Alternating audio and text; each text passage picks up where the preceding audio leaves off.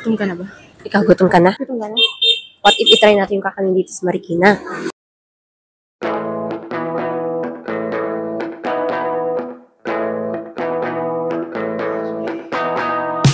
What do you always make my nose bleed? Just when I try to keep my face clean. And then you show up at my house at night. You make me betray myself until I'm not alive. Marikina, kilala sa mga magandang gawang sapatos, ay puno rin ng masasarap na lokal na pagkain. Ang lungsod ay may iba't ibang kakanin na talaga namang paborito ng mga taga-Marikina. Una sa ating listahan ang masarap at makulay na sapin-sapin. Sunod, meron tayong biko. Ngayon, subukan naman natin ang masarap na sinokmani, pinipig. Sunod naman ang kunchinta. Ngayon, subukan natin ang classic cassava cake. Next, bibingka. Narito ang peanut-filled tikoy, may kasamang hinimay na mani. At sa wakas, ubi cassava cake. So ngayon, we're going to review yung mga Kakanin. dito sa Marikina. So basically, tatlong stores lang. Mga 11 a.m. Tatlo pa lang yung naka-open. And ngayon, meron tayong 9 na Different? kakanin na titikman natin for today's video. Yes. Today's video. Yes. So una is, ano to? Sapin-sapin. Sapin. So i-rate natin. 10 is the highest, 1 is the lowest. Uy! Lambot siya. Siguro, Balangka. anong rate? Mga 8. Nasa, ano siya? Bakit? Ha? Kasi nakatikim na ako before na iba pang, ano to? Sapin-sapin. Sapin sa ibang lugar. Okay. So, Mas better. May mas better. Okay. So, 6 out of 10. Next. Ito. Biko. Ang sarap nito sa tiyan. Ano? 6 lang. Yung yog niya, okay siya. Lasang yog. Hindi sunog. Normal kakanin ka, pero 7 out of 10. 6 lang. Ang bababa yung rate siya. Mas masarap yung luto nung kilala ko. Next is, ano to? Kakanin violet version. Sinokmanik. Silokmanik. Sinok. Sinok. Oh, sinok. Sinokmanik daw, sabi ni ate girl. Parang nilagyan lang naman ng food coloring. Malay ko. Sinokmanik. Hindi ko lang. Ilan ba?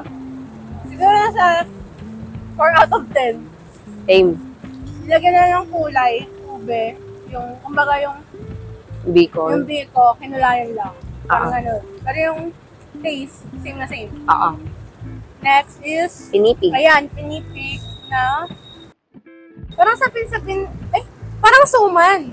Oo, parang suman type siya.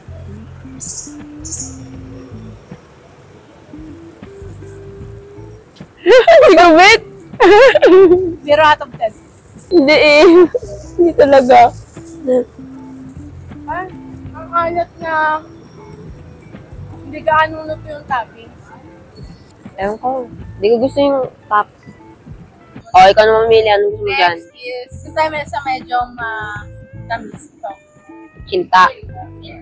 Kinta. Sarap. Hindi na. Pwede na. 8 over 10. 7. Ang baba, no? 7. Sarap. Kapag kong kinta. Ayun ka kasi, parang na-overpower nung lang ka. Kakanin. Nung kakain. Next. Otaba.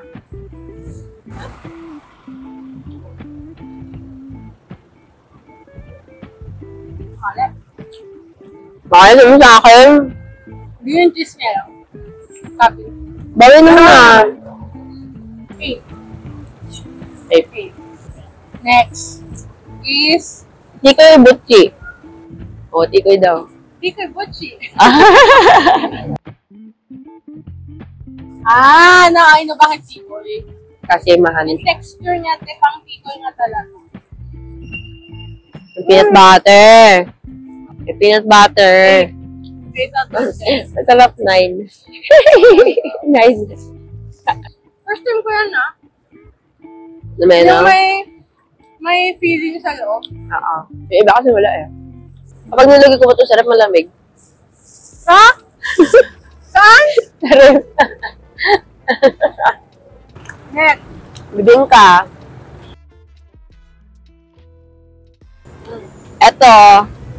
Ito yung sabing bestseller. Worth it ba siya na maging bestseller? Ano to, bibingka? Bibingka. Hindi ko bet. Hindi ko bet. Hindi masarap. Yung ibabaw niya, sobrang alat. Saka, hindi ko mag-get. Last na yan, Ayoko na. Ube cake, ube cake. Sabi ni ate, ito yung pinakamasarap sa kanya.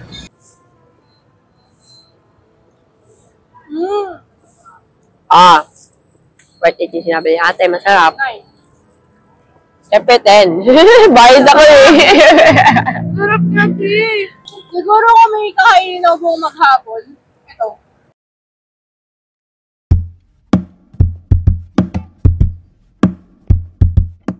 Sarap ng kakanin. Masarap ba? Sulit. Alat Pero okay na din. Uso naman kasi talaga dito. Kaya ang sarap.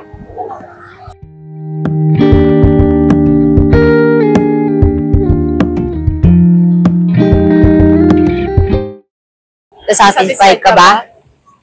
Pwede. Siguro. Okay lang. Lilipid tayo at least tipid. At least bilog. Bigat eh.